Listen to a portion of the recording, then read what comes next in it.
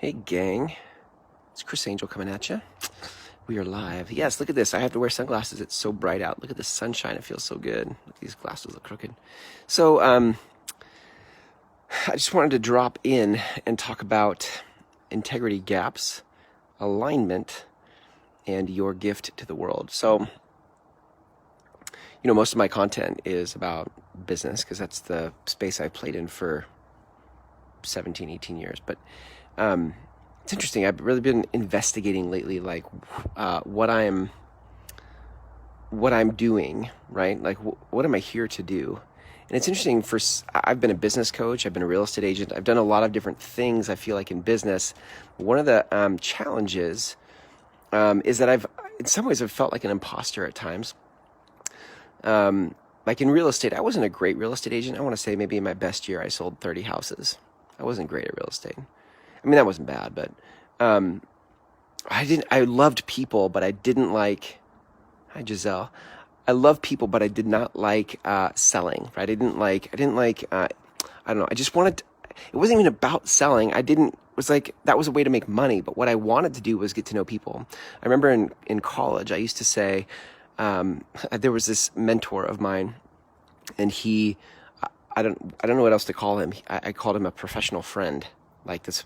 And he had a foundation, so it was a nonprofit that he ran, and it was a one-person foundation. And he traveled the world and met with world leaders, and he that's what he did. And I was like, that is the coolest job. Like, I love this guy's a professional friend. That's what this guy does.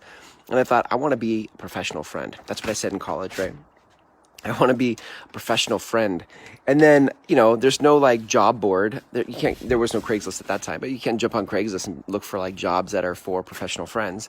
So I didn't know what I wanted to do in my early 20s. And I was like, I better figure something out. I was newly married. And so I got into real estate. Of course I got into real estate. What else would I do? We all fall into real estate, don't we? So I got into real estate after reading Rich Dad Poor Dad. And listen, I got into real estate not because I wanted to be a real estate agent. It's because I wanted to learn about investing. I wanted to learn how property was sold. It was never about the business, right? So fast forward 6.5 years, I sold real estate. I grinded it out. God help me. And then interestingly enough, I was recruited away to run a real estate company. Now, leadership was a better fit for me than selling because I loved people. And inside of leadership, I got to kind of sink my teeth into all my people, like what they were passionate about, what they loved, their goals, their dreams, their visions. And in some ways, I got to be a professional friend, right? Which is what I said in college. I wanted to be a professional friend. And so this was a really good fit for me. There was no integrity gap for me in that role as a CEO with 200 agents and just loving on those agents for 5 years. Then I decided to start my own consulting company because I had one of those moments where the clouds parted and the angels sang, and what I was super clear on was I needed to spend more time inside my unique abilities. Like, what am I wired for?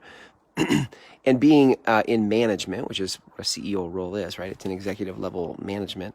I just was pulled in directions that didn't feel like what was inside my unique gifting, right? Like I had to babysit who wanted what office, and who stole paper from the copier, and just stuff that I was like, this is not what my life is for. And so what I wanted to do, and I remember in college, again, it's so funny how our history, if we look back in life, there's like a lot of clues for what we're wired for. I remember saying in college, I wanted to be a leader of the masses and a discipler of a few. Now, those were my hyper spiritual days, and I wouldn't say it like that these days. But at that time, I basically wanted to speak on stages, and I wanted to like coach people one-on-one. I didn't say the words coaching. I didn't know what that was really. But in that moment, after 5 years of being a CEO, I was like, I want to start my own consulting company where I coach people. And at the time I was in the real estate industry. So I was coming out of this role, and I'm like, the fastest path to cash is to coach real estate agents, because that was my network. My entire network was real estate agents. And I thought that what I should coach them on was business, because isn't that what people would actually pay money to have a coach for? So this was the beginning of my integrity gap. I went out and would teach classes. I love teaching, so I would go out and I would teach classes. And the way I teach inspired people. They were moved by it, and I would say, like, listen, if you are interested in coaching with me, check a box. I'll follow up. And so that's how we did that. And I loved the coach. If you were ever a client of mine, I loved the clients that I had. And we used business as the sandbox to play in and for professional development. Like, we would talk about lead generation and marketing and team building and all the stuff you would need to do to grow your business. I'm good enough with people that I can ask you questions and see what I feel like you're missing. And I knew enough about the game of real estate, not that I was a great agent, but I knew enough about the game of real estate, having been in it so long, that I could point you to the blind spots you couldn't see yourself. So in some ways, right, I was able to coach people, but it wasn't because I was a great agent. It's just because I understood people. But I kept going down this road of business coaching. And I always felt, maybe I wouldn't say I always felt like an imposter, but I felt, it just felt off. It felt out of alignment. Like, and maybe if I were super honest, maybe even sometimes I didn't even like the conversation. Like, what I really wanted to be talking about with you was your passion. And what I ended up talking to you about was, did you make your phone calls? Not what I want to talk to you about. That's not interesting to me at all. And yet I felt like that's what was required as a business coach, right? Was to sort of do the accountability thing and ask you, did you do the stuff? How's it going? Like, what else? What else can we talk about? And we kept talking about business stuff. But what I really wanted to know from you was, what lights your soul on fire? What fires you up? Because interesting, in college, let's go back to college. It must have been a great day for me. The college days were great days. In college, you know what I would do? I would walk around with a month at a glance calendar in my back pocket, one of those tall, skinny, slender ones, right? And I would meet people on this campus, and I would be like, so, like, what's your name?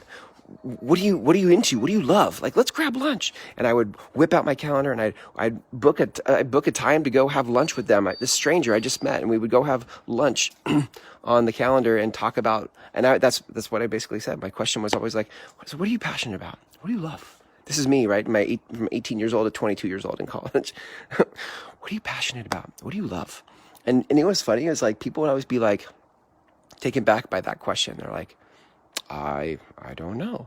I thought that was so interesting that people couldn't answer that question. They didn't know what they were passionate about or what they loved.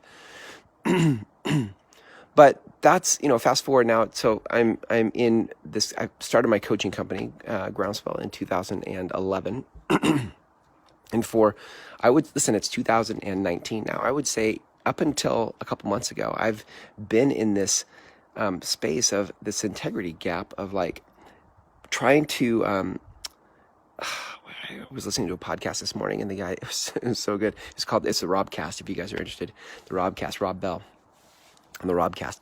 And he said something like, he was interviewing Elizabeth Gilbert, and he said, have you ever met those people? He was talking about integrity, and he was like, have you ever met those people who, like, they're trying to sell you something, like they're in the middle of their pitch, and but you could tell, like, they're like, what they're trying to sell you doesn't even work for them. And I had this moment of, like, conviction. I'm like, ugh, like, I've been coaching a lot of people to stuff that I just never did. I didn't do it. I didn't do it as an agent. And obviously I didn't do it as a CEO, because it wasn't my role when I was coaching. I mean, I wasn't selling real estate when I was running a real estate company. So, I just had this thing like, what I teach people to do, I didn't do myself. And I was like, that's a nasty feeling. But in the middle of that, I was like, what? So it was like, but what did work for me? That's the kind of question I walked away from this morning, was like, what if I were going to pitch something that did work for me, what would it be? And you know what it would be? It would be asking people what they're passionate about. Like, I know how to activate people's passion. I just ask questions in such a way that you start looking around in your life in areas you haven't looked before, or you haven't looked in a long time. And then somehow in the course of our conversation, it just always happens. It just does. You get activated. You get fired. You get freaking fired up is what you get. So here was the breakdown for me, was I didn't know, and I still don't really. I mean, this is probably where I need to go to work, but I don't know how to create coaching, right? I know how to create coaching for people's passion. Like, hey, I'm a passion coach. Hey, you want to pay me $2,000 a month to be a passion coach? And I don't know, maybe I'm skeptical of my own thing there, but it doesn't feel, but that has alignment. That, right, would be congruent. There would be no integrity gap if I were a passion coach, because I know how to tap into my passion. I know how to tap into other people's passion. And you know what's interesting? Like, I'm probably just missing a frame, but here's what I want you to hear. Like, it was great. It was great following this down the rabbit hole, because what I saw was in business, like, and I just love business people because we're all in. We're all in as business people. Like, we just bet all of our dreams. We bet it all on our dreams, right? I just love that about business people. But the oh crap, I was going to go with that. So the business piece of it, the integrity gap. Come on, guys, pull me back here. Dang it, it was so good. Here it was. So the business people need to be, not, it's not that they need passion. We all have passion, but we need to be in touch with our passion in our business. And it feels very soft to say that, like it's very hard to connect the dots of that to ROI. I can't say like, hey, if you just do 5 passionate posts this week on Facebook, you're going to get a 2,000% ROI on your Facebook post. It doesn't work like that, right? And so much of consumers, and I'm a consumer, so much of us these days want guarantees and assurances of, I'm going to spend X dollars and I'm going to get this much in return. It doesn't really work like that. You can do pay-per-click advertising and you can sort of try to attribute an ROI, but the reality is, like, when it comes to passion, there is a priceless return on you showing up to work fired up because of the work you get to do and the lives you get to impact, right? And so many people in business actually don't have a connection to that. They, like me in real estate, as a real estate agent for 6.5 years, showing up to sell houses when that actually wasn't what I wanted to do. It didn't make my heart sing. It wasn't what my life was about. It wasn't what my life was for. I just didn't know anything different. And I didn't have anybody coming into my life at that time to challenge or ask me questions about what my passion was. Isn't that interesting? Like, I could connect with things that felt passionate, but I didn't know how to direct that passion, right? So it's interesting that I'm 43. I turned 43 on Monday, and today is Thursday. At 43 years old, like all of my life has led up to this moment where I get to see all of these integrity gaps. In some ways, I'm like, how did I get to be 43 and live through these integrity gaps? How did that not repulse me? How did that not? I mean, I don't know. But here's the thing: we just do whatever we can do. We just take the next step and we do the best we can, and that's what I did. But it's cool when you start to observe life and you watch. You're mindful and self-aware of what is going on in your mind and your heart. There was a lot going on in my mind, not a lot going on in my heart for 17 years in business. I mean, if you and I in those 17 years showed up and had a conversation, lots of heart and lots of passion. But when I would go home and think about, what am I doing with my life and what is this business and why do I not feel like I can connect with what it is I'm doing? It's because there was an integrity gap. So the first thing I would say is, like, I'm trying to encourage you, right? I'm sharing with you to encourage you. Like, if you have ever felt disconnected from what it is that you're doing, or you've ever felt like an imposter, or you sense, right, that what you tell others to do, you don't even do for yourself, like, that's an integrity gap. And it's not to make you wrong and bad and feel shame and whatever. But it is a good indicator. It does point you somewhere to look at how could you be more in alignment with who you are, what your passion is. Listen, guys, I wish in some ways people say don't wish it were different, don't go. But in some ways, I wish I could have those years back, right? Like 17 years in business. Like, what could I have created by now? What impact could I have made in the world now if my message had been more in alignment, if there was not an integrity gap? And what I was a passion coach. If you're watching this and you have ideas on how I can sell that, please let me know. Please let me know how I can sell being a passion coach. But but that is even if it wasn't about impact and reach and producing results out in the world, just from my own sense of fulfillment, being an entrepreneur being in business for yourself can be very challenging, trying. It challenges your soul. There are many dark nights of the soul for an entrepreneur, and I think that those are harder and longer when there's an integrity gap. But when you're doing a business that is in alignment with your personality and your soul can align, right? Your ego and your soul can align. When what you're wired for is what you get to do in the world, then I think that the dark nights of the soul, they still may come, but they don't have the same pinch. They don't have the same weight. And I think you get through them faster. If they even come at all. Like I'm trying to, like, listen, if all I got to do every day was wake up and coach people through their passions, oh my God, like that, like, yes, please, where do I sign? That's incredible. So we're talking about integrity gaps in finding alignment with who you are. And in the last piece, let me wrap with this last piece, which is the gift, like your gift to the world. I read an article, maybe I'll link it up here in the comments. Yesterday, my business partner, Allie, forwarded it to me, and it just, something about it clicked for me. One of the things that clicked for me was the power of storytelling. And I know storytelling's been around for a while. I really like StoryBrand, their podcast, kind of where Don Miller comes from with that. But there's something about the story thing that I was like I get it, but I can't make it work for me. I've been confused by it. But I read this article and something clicked for how to make story work. And it was just the frame, just how to frame it differently.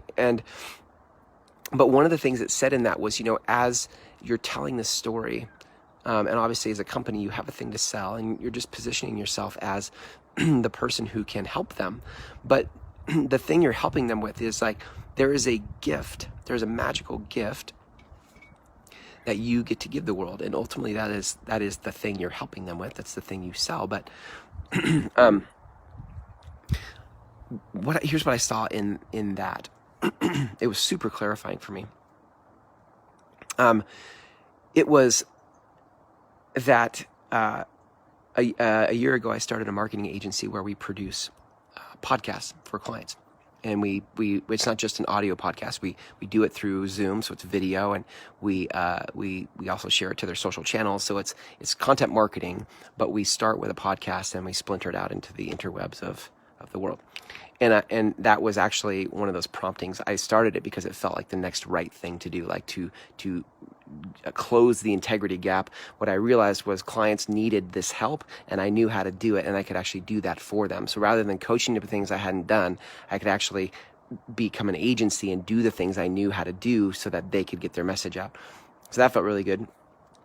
But in a year's time of that agency, what I've realized, the gift is not the wrapper, right? Like we put intros and outros on it. We buy stock music and we try to make it look pretty. But and it's not, so that's part of it. And it's not even the publishing of it. Like that's okay too. Like we publish to their Facebook page and their YouTube channel and Instagram. We'll publish stuff for them.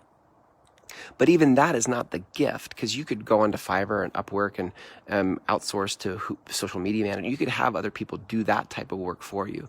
The gift of our agency, and this is going to come full circle. I love that. This worked out perfect. The gift is the conversation. What you pay me for in this agency and our Groundswell guides, the co-hosts that we match you up with, is the conversation that we extract from you. That we, in that conversation, can access your passion, so that your passion is put on loudspeaker for the world to get to know you and be activated by you. So many people in their marketing are saying things that are not inspiring. They're saying things that sound like everybody else. And why? Because they're not speaking in their marketing from their heart or their passion. They're speaking from what they think they're supposed to say to get you to be a client. And there's an integrity gap. Do you see? That is an integrity gap. What's not an integrity gap is you speaking from your heart about what you're passionate about and letting that come through your marketing in such a way that it connects emotionally with the people you're trying to serve. That, gang, that is alignment. And we need less business people in the world marketing from a place of trying to sell their products and services or tell us how great they are. And what we need is passionate human beings who are sharing simply what they're passionate about in life. And let your tribe find you. You're trying to convince everybody that they're supposed to be in your tribe, and they're not. Stop trying to convince everybody that they're supposed to like you, and just speak from your passion and let people find you. Your tribe will find you. Your tribe will find you, and you will enjoy the process way more. You will enjoy the process way more because you'll be speaking from a place of alignment without integrity gaps. And that, gang, is your gift. My gift in the world is to be your passion coach, right? My gift is to extract your passion and share it with the world. That is what I'm great at. I am great at that. There's no integrity gap in that, right? You can hear it in my voice. And it's funny because I love that work. I love that work. Why didn't I do that sooner? Because I thought I was supposed to do it a different way. I thought what people would pay for was somebody who'd help them, coach them on their business. When in reality, what they needed was exactly what I have, and that is the gift. That is your magical gift. I see it for myself now, right? Hindsight is great. You have to find your gift, and don't let the industry, don't let your friends or family, don't let your peers try to tell you what your gift is. Only you know what it is. And my guess is you've already experienced it in places in life that aren't in the places you're trying to make a dent, right? You might be trying to make a dent in your business. In reality, and you're not, and then you look in this other area of your life and you seem to be thriving, or your heart sings, your passion sparks, right? The trick is to bring that passion and that spark into the place you're trying to make a dent. Bring that passion spark into your work, and from that place, you get to give the world your gift. Thanks for spending time with me, gang. Hope you have a great weekend, and until I see you next time, love ya.